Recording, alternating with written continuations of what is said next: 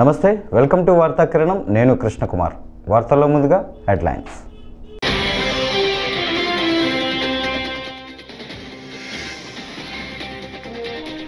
మంచి ప్యాకేజీ ఇస్తే తప్ప కోలుకోలేరు, కేంద్ర బృందంతో సీఎం చంద్రబాబు.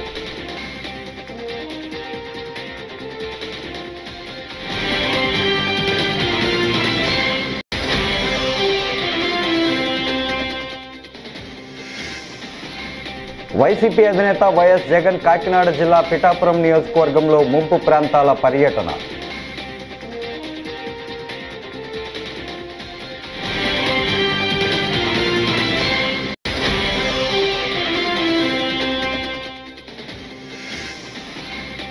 సీఎం చంద్రబాబును కలిసి విరాళాలు అందించిన బాలకృష్ణ, సిద్ధు, జొన్నలగడ్డ, విశ్వక్షేన్.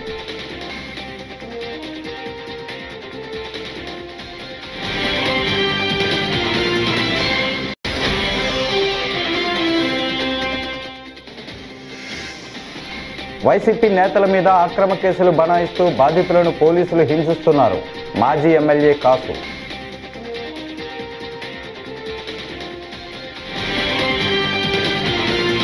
డీటెయిల్స్ చూస్తే, ఏపీలో వరద నష్టం పరిశీలించేందుకు వచ్చిన కేంద్ర బృందం నేడు ముఖ్యమంత్రి చంద్రబాబును కలిసింది. ఏపీలో వరద నష్టంపై అంచనా వివరాలను చంద్రబాబుతో పంచుకుంది.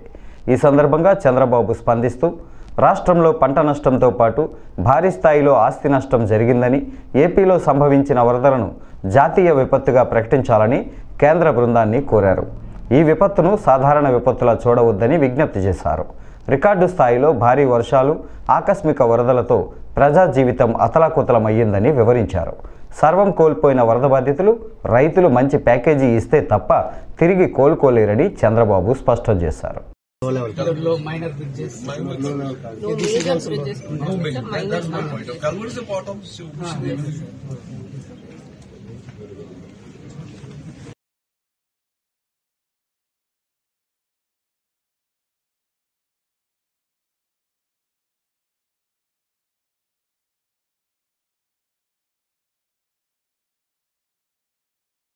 Sample 15 roads, 15 cross drainage roads are damaged. 15 cross. Any bridges damaged? Yes, 15 cross CD roads, cross drainage roads. Cross drainage roads damaged. Road dams. Road dams and the side culverts. Low level. Low minor bridges. No major bridges. No major. That's my point. Culvert is a part of solution. ఏపీలో వరద బీభత్సం పట్ల తెలుగు సినీ పరిశ్రమ ఉదారంగా స్పందించింది. నటులు, టెక్నీషియన్లు ఎవరికి తోచినంత వారు ఏపీ ముఖ్యమంత్రి సహాయ నిధికి విరాళాలను ప్రకటించారు. నందమూరి బాలకృష్ణ 50 లక్షలు, యువ హీరోలు సిద్ధు, జొన్నలగడ్డ 15 లక్షలు, విశ్వక్షేన్ 5 లక్షలు విరాళంగా ఇవ్వనున్నట్లు ప్రకటించారు. ఈ నేపథ్యంలో బాలయ్య, సిద్ధు, విశ్వక్షేన్ నేడు ఏపీ ముఖ్యమంత్రి చంద్రబాబును కలిశారు. తాము ప్రకటించిన విరాళాల తాలూకా చెక్కులను అందించారు. ఈ సందర్భంగా చంద్రబాబు వారిని మనస్ఫూర్తిగా అభినందనలు తెలియజేశారు.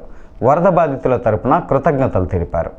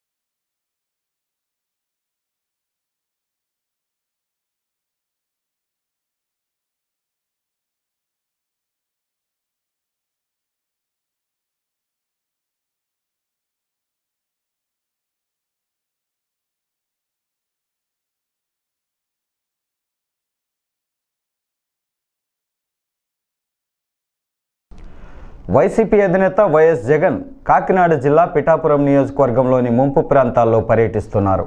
ఏలేరుకు చేరుకున్న జగన్ వరద బాధితులతో సమస్యలను అడిగి తెలుసుకున్నారు. పాడైన వరి కంకులను జగన్కి చూపిస్తూ రైతులు తమ గోడుని విన్నవించారు. లోతట్టు ప్రాంతాన్ని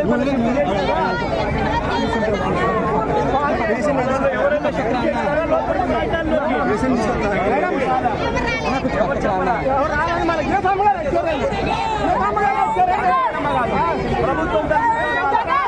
ప్రభుత్వం మనకేమన్నా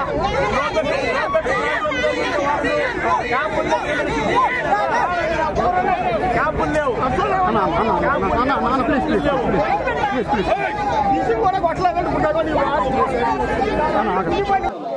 ఈరోజు ఏలేరు రిజర్వాయర్కి సంబంధించి ఇక్కడ జరిగిన పరిణామాలు, ఇక్కడ జరిగిన రిజర్వాయర్కి సంబంధించిన రెగ్యులేషన్ కూడా ఒకసారి గమనించినట్టయితే మళ్ళీ మనందరికీ కూడా గుర్తుకొచ్చేది ఏమిటి అని అంటే, సాక్షాత్తు గతంలో మనం ఏదైతే చూసామో విజయవాడ ఏ మాదిరిగా అయితే అతలాకుతలమైందో అదే రకమైన మోడస్ ఆపరాండా, అదే రకమైన నిర్లక్ష్యం ఈరోజు ఏలూరు రిజర్వాయర్కు సంబంధించిన వాటర్ మేనేజ్మెంట్ పరిస్థితి చూసినా అంతే అదే గుర్తుకొస్తుంది. కారణం ఏమిటి అని అంటే, సైక్లోన్ వస్తుంది, డీప్ డిప్రెషన్ కింద కన్వర్ట్ అవుతుంది, భారీగా వర్షాలు పడతాయి అని రాష్ట్ర ప్రభుత్వానికి ఇన్ఫర్మేషన్ ఉంది.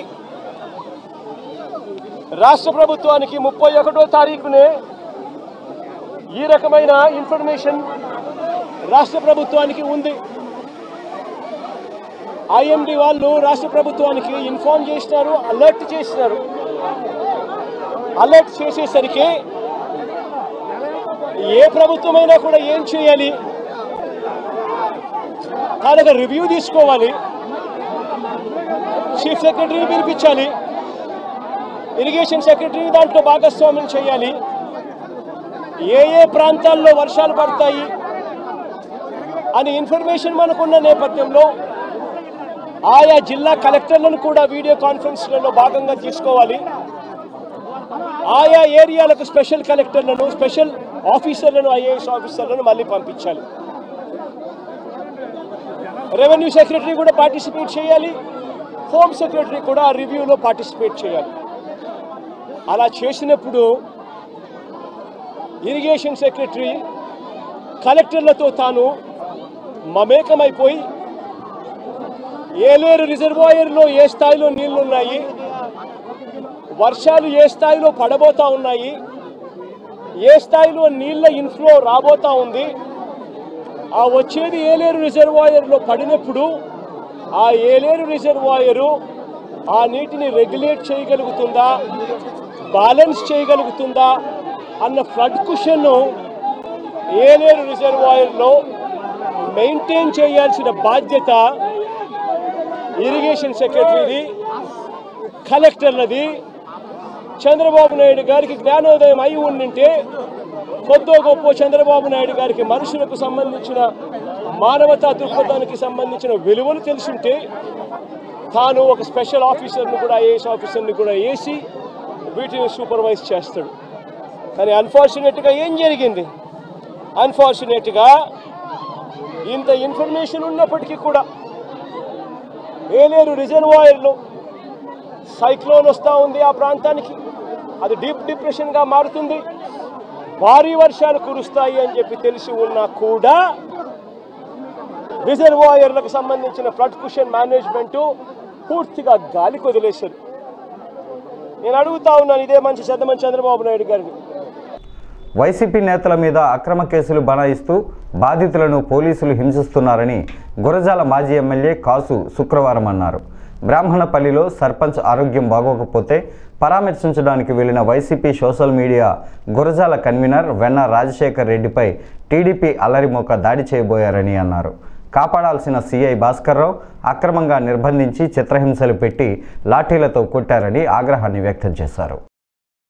నిన్న మధ్యాహ్నం బ్రాహ్మణపల్లి గ్రామంలో వైఎస్ఆర్సీపీ సోషల్ మీడియా గురజాల నియోజకవర్గ కన్వీనరు వెన్నా రాజశేఖర రెడ్డి, అలాగే అక్కడ సర్పంచు తనయుడు మాబు ఇద్దరు కూడా సర్పంచ్కి బాలేకపోతే ఏదైతే మాబు వాళ్ళ నాన్న అక్కడ సర్పంచ్ బ్రాహ్మణపల్లి చూడ్డానికి పోయారు. ఈ సోషల్ మీడియా వాళ్ళు వచ్చారని కొంతమంది తెలుగుదేశంలోని అల్లరి మూక వాళ్ళ మీద దాడి చేయబోయారు. అది అందరు వీడియోలు బహిర్గతంగా చూసాం. వాళ్ళను వాళ్ళు రక్షించుకోవడానికి ఇంట్లో గడేసుకొని తలుపులు వేసుకొని ఇంట్లోపల ఉంటే అప్పుడు వెంటనే నేను ఎస్పీ గారి దృష్టికి తీసుకెళ్తే ఎస్పీ గారు తక్షణమే స్పందించి సిఐల్ని అక్కడికి పంపించాడు. గొడవ లేకుండా చూస్తానని హామీ ఇవ్వటం జరిగింది. అక్కడ పిడుగురాళ్ల సిఐ కూడా నాకు మాట ఇచ్చి వాళ్ళని గొడవ లేకుండా చేస్తాం సార్, వాళ్ళ మీద ఎటువంటి కేసులు లేవని స్పష్టంగా చెప్పడం జరిగింది. కానీ పోలీసులు వాళ్ళని వ్యాన్లో ఎక్కించుకొని నిన్న మధ్యాహ్నం 2 గంటలకి మరి ఎక్కడి నుంచి ఫోన్ కాల్స్ వచ్చినాయో అందరికీ తెలుసు, తెలుగుదేశం నాయకుల దగ్గర నుంచి గురజాల పోలీస్ స్టేషన్ తీసుకెళ్లి అక్రమంగా వరద సహాయక చర్యలకు వైసీపీ దూరంగా ఉందని మాజీ ఎమ్మెల్సీ డొక్కా మాణిక్యవరప్రసాద్ విమర్శించారు. అరండల్పేటలో గురువారం డొక్కా మీడియాతో మాట్లాడుతూ వరదల కారణంగా ప్రజలు ఇబ్బందులు పడుతుంటే కూటమి శ్రేణులు సహాయక చర్యల్లో పాల్గొన్నాయని గుర్తు చేశారు. కానీ జగన్ జైల్లో ఉన్న వారిని పరామర్శిస్తూ ప్రజా వ్యతిరేక కార్యక్రమాలకు పాల్పడుతున్నారని, ప్రజా వ్యతిరేక కార్యకలాపాలలో ఉన్న పార్టీ వైసీపీనే అని ఎద్దేవా చేశారు. ప్రజా కార్యక్రమాల్లో కాకుండా ప్రజా వ్యతిరేక కార్యక్రమాల్లో ఉన్న ఏకైక పార్టీ వైఎస్ఆర్సీపీ పార్టీ.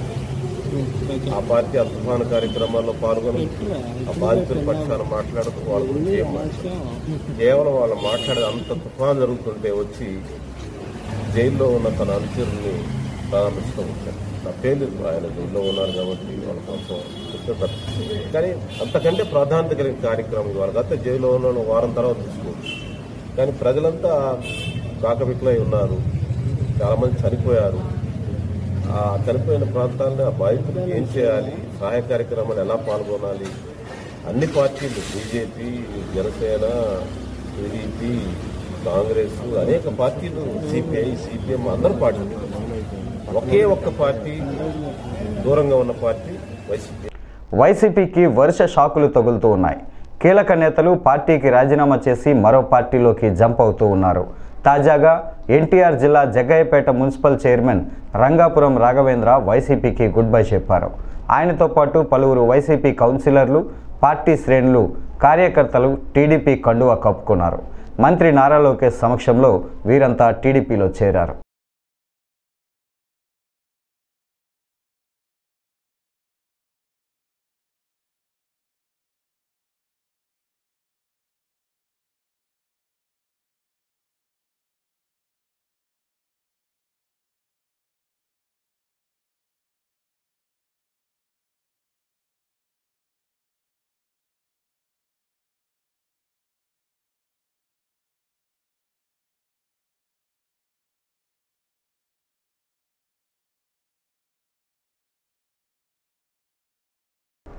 బకాయి పడ్డ 3 నెలల వేతనాలు చెల్లించాలంటూ కర్నూలు ప్రభుత్వ సర్వజన వైద్యశాలలో సెక్యూరిటీ గార్డులు ఆందోళన చేశారు. ప్రభుత్వం నుంచి బడ్జెట్ రావాల్సి ఉందని సిఎస్ఓ సమాధానం చెప్పడంతో సెక్యూరిటీ గార్డులు విధులు బహిష్కరించి న్యూ డయాగ్నోస్టిక్ బ్లాక్ ఎదుట ఏఐటియుసి ఆధ్వర్యంలో ఆందోళన చేశారు. వారు మాట్లాడుతూ సెక్యూరిటీ ఏజెన్సీ ఎండీ 6 నెలలకు ఒక్కసారి జీతాలు పెంచుతానన్న హామీ కూడా అమలు చేయలేదని అన్నారు.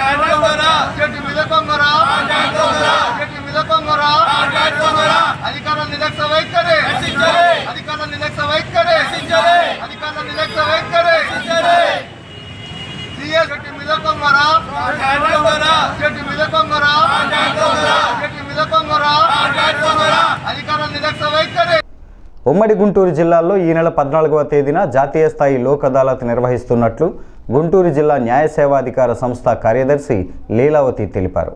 గుంటూరు DELSA కార్యాలయంలో గురువారం మీడియాతో లీలావతి మాట్లాడారు. రాజీ మార్గమే రాజమార్గమని, కక్షిదారులు తమ పరిధిలోని న్యాయస్థానాలను ఆశ్రయించి సమస్యలను పరిష్కరించుకోవాలని సూచించారు. మనకి జాతీయ లోక్ అదాలత్ మళ్ళీ 14 సెప్టెంబర్న జరుగుతోంది. ఇది మన జిల్లాలో ఉన్నటువంటి గుంటూరు ఉమ్మడి జిల్లా, పల్నాడు, బాపట్ల, గుంటూరు ఈ 3 జిల్లాల్లో కలిపి ప్రతి కోర్టు ప్రాంగణంలోనూ జరుగుతుంది. ఈరోజు పొద్దున 10 నుంచి సాయంత్రం 5 గంటల వరకు మనం కాంప్రమైజ్ చేసుకోదగిన కేసులు అన్నీ కూడాను కాంప్రమైజ్ చేసుకోవచ్చు. సివిల్ దావాలైతే ప్రతి ఒక్కటి కాంప్రమైజ్ అవుతుంది. కాబట్టి ఇరు పార్టీలు కాంప్రమైజ్ టర్మ్స్ ఆ కండిషన్స్ తో వచ్చారంటే కనుక అవి రికార్డ్ చేసి లీగల్ గా ఉన్న టర్మ్స్ ప్రకారము అవార్డు పాస్ చేయడం జరుగుతుంది. అదే విధంగా క్రిమినల్ కేసుల్లో కూడాను మనకి NI యాక్ట్ కేసులు అంటాం, అంటే చెక్ బౌన్స్ కేసులు, వాటిల్లో కూడా ఇరుపక్షాలు వాళ్ళు ఏం చెప్పాలనుకుంటున్నారో, ఎలా సెటిల్ చేసుకోవాలనుకుంటున్నారో అలా తీసుకొస్తే కనుక ఆ కేసులు కూడా సెటిల్ అయ్యి అవార్డు పాస్ అవుతుంది. NI యాక్ట్ కేసుల్లో కూడా అవార్డు పాస్ అయిన తర్వాత సివిల్లో ఒక డిగ్రీ వచ్చినప్పుడు ఎలా అటాచ్మెంట్లు, ఎలా మనీ రికవరీ చేసుకుంటారో అలా NI యాక్ట్ అవార్డులో కూడాను ఒక EP ఫైల్ చేసుకొని అమౌంట్ రికవరీ చేసుకోవచ్చు. సో ఈ సౌలభ్యం కూడా ఉంది. ఇందులో మనకి సుప్రీంకోర్టు వారి డైరెక్షన్స్ ప్రకారం ఇదొక బెనిఫిట్ ఉంది. సో NI యాక్ట్ కేసుల్లో అందరూ ముందుకు రావాలని కోరుకుంటున్నాం. CPM జాతీయ ప్రధాన కార్యదర్శి కామ్రేడ్ సీతారాం యేచూరి మరణం తమ పార్టీకి తీరని లోటని CPM నాయకులు ఆవేదన వ్యక్తం చేశారు. ఢిల్లీ ఎయిమ్స్లో చికిత్స పొందుతూ యేచూరి తుది శ్వాస విడిచారు. ఈ నేపథ్యంలో బ్రాడీపేటలోని CPM కార్యాలయంలో గురువారం సాయంత్రం యేచూరి చిత్రపటానికి పార్టీ నాయకులు పూలమాలలు వేసి నివాళులర్పించి మాట్లాడారు. ఈ కార్యక్రమంలో రామారావు, అజయ్ కుమార్, మాణిక్య వరప్రసాద్, వినయ్ కుమార్ పాల్గొన్నారు. జోహార్ కామ్రేడ్ సీతారాం యేచూరి గారు, జోహార్ కామ్రేడ్ సీతారాం యేచూరి గారు, అమరజీవి కామ్రేడ్ సీతారాం యేచూరి గారు. సాధిస్తాం సాధిస్తాం సీతారాం యేచూరి గారి లక్ష్యాలను ఆశయాలను, సాధిస్తాం సాధిస్తాం సీతారాం యేచూరి గారి లక్ష్యాలను ఆశయాలను, సీతారాం యేచూరి గారి లక్ష్యాలను ఆశయాలను. జోహార్ కామ్రేడ్ సీతారాం యేచూరి గారు. నశించాలి మతోన్మాదం, నశించాలి మతోన్మాదం. నివాళులు అర్పించండి. తర్వాత మాణిక్య ప్రసాద్ గారు మాట్లాడతారు. నివాళులు అర్పించిన తర్వాత అందరూ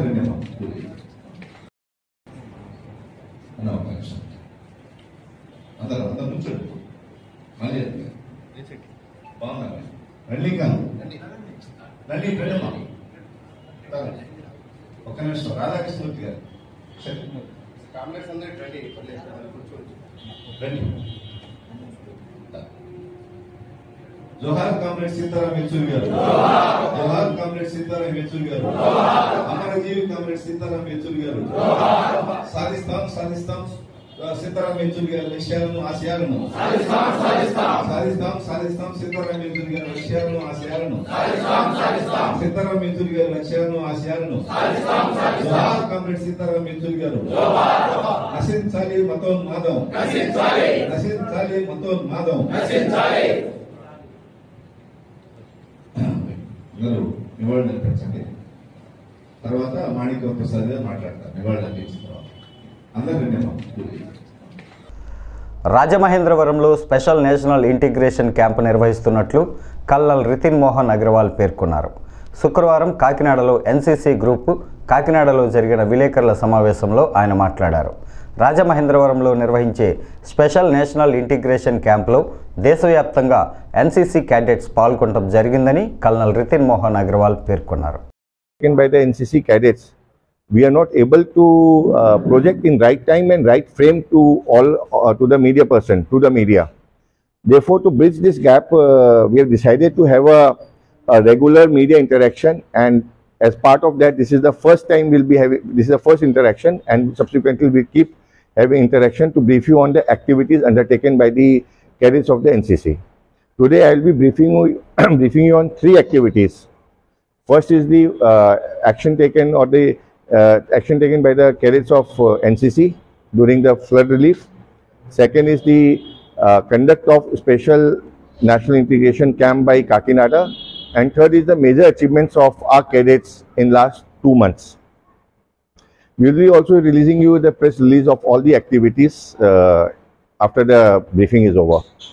First is the flood relief. As you are aware that a few cities of the Andhra Pradesh were stuck with the floods, flash floods, and it gives me a great sense of pride that our cadets were up and about along with the civil administration. Therefore, we were able to mitigate or restrict the impact of floods in the affected cities. And my statement is. ఈ వార్తలు ఇంతటితో సమాప్తం. నమస్కారం.